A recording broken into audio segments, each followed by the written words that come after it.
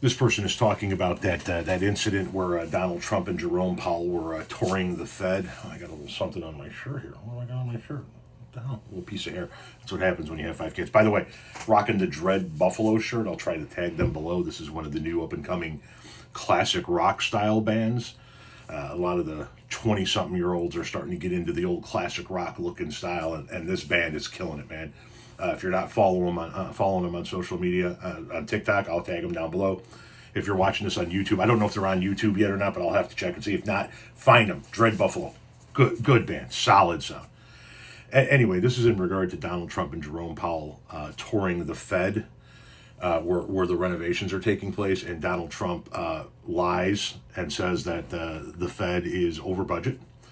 That instead of $2.7 billion, it's now coming in at $3.2 billion.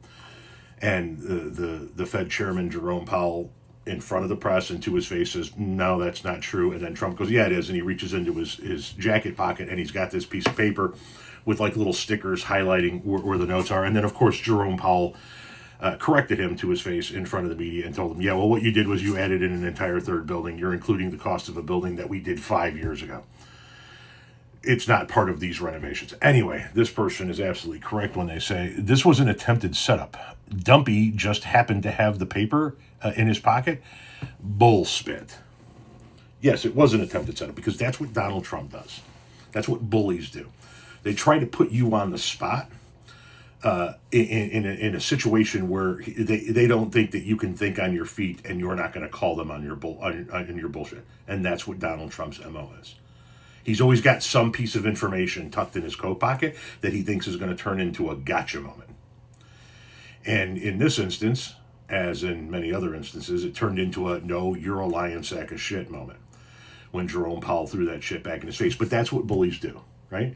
You'll notice how the tone changes with Donald Trump, too. When we're on social media, or when he's on social media, he's all caps, calling people names, 3 exclamation points, yelling into his phone at 2 o'clock in the morning through Arby's stained fingers. But when he's face to face with Jerome Powell, all of a sudden he's much more calm and he's not as animated, because that's what bullies do.